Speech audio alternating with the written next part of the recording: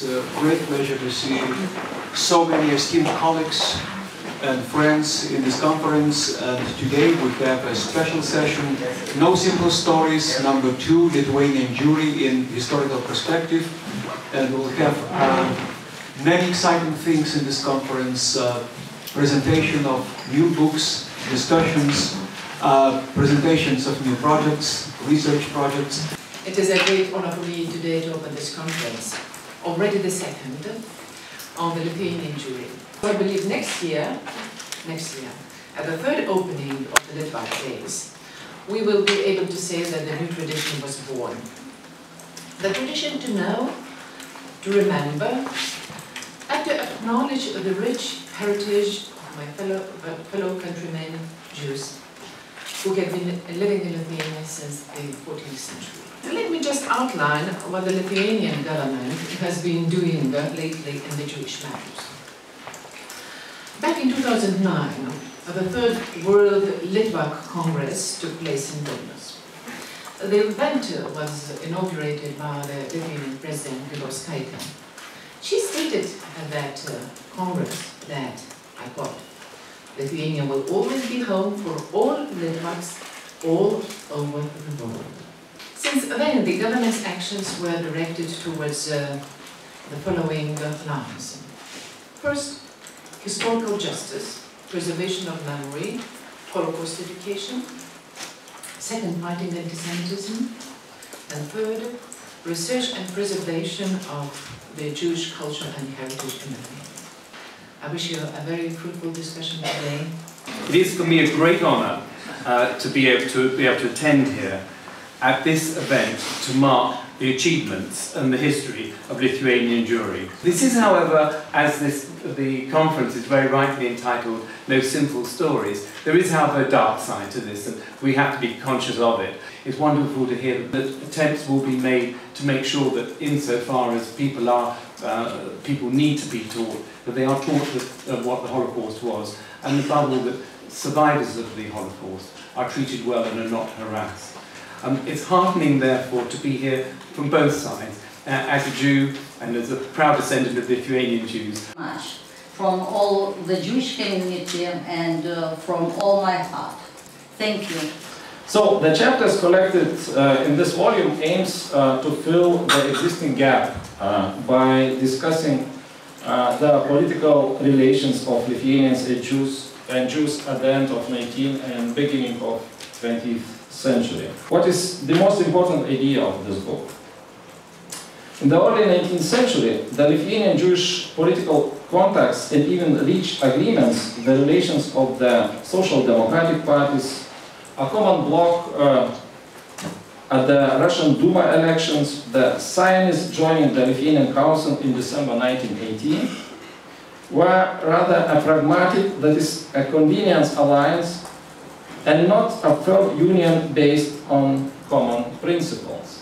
This book, which I hope will be widely read, certainly among scholars, is a really valuable addition to our understanding of the complex inter-ethnic relations in northeastern Europe in the last years of the 19th and the early years of the 20th century. It is really filling these gaps that are so important, because the history of Lithuanian Jewish cooperation is at first a very problematic and complicated history, and second, it had a very significant historical impact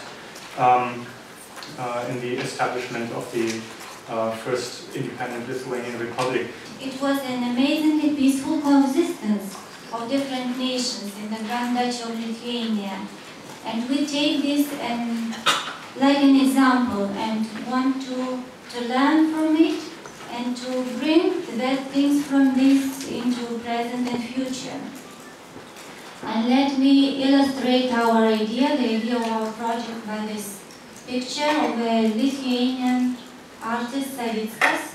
You can see here a Jewish man and a Lithuanian man. And this is the idea of making bridge of these two nations.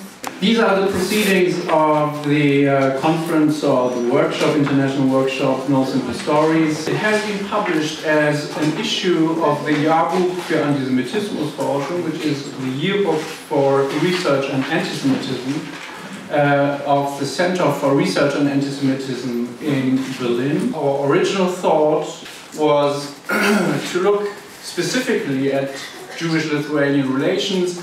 And I think in this volume you have a number of contributions which cover areas which, for example, are not contained in this really excellent publication, Pragmatic Alliance. So you see here a broad spectrum of questions and topics raised. This is certainly a very historic occasion, a very historic event, because our ambassadors brought together Litvaks, those who lived, families lived for centuries in Lithuania, together with the Lithuanian government, and it's really a great milestone in history that we are coming together in this sort of way today. I hope that this meeting of us today will signify its support for that approach, so that we can normalise what is certainly necessary, a good relationship between the Jewish people and the state of Lithuania. I have to say, as Asta, Ambassador Asta said at the very beginning, the Lithuanian government, almost from the beginning, as it became a new country after Soviet occupation, but accelerated to at a great pace for the last 10 years, really. The Lithuanian government has become more and more kosher. The title of this conference is absolutely accurate. There are no simple stories. And there are no simple solutions either. I would like to represent the Center of Litvak's Culture and Art in Vilnius. The Center of Litvak Culture and Art will collect, research and popularize the material and immaterial Litvak heritage. I would end by remembering Tomas Venclova. In his historic essay, The Jews and the Lithuanians, he wrote about catastrophes like the Holocaust, saying that there is something like a transcendental remainder in this story. You would never be able to explain it rationally. There is something that still remains, hidden in this horrible tragedy. And I would say that there is another mystery in the human being, the potential to change. The potential to change someone's behavior or someone's even mindset.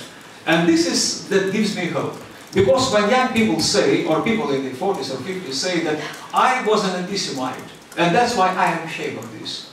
And let me prove this with my books, with my educational activities. This gives me the hope. Because to paint this black and white is the last thing I would do. The potential to change. This is what matters the most.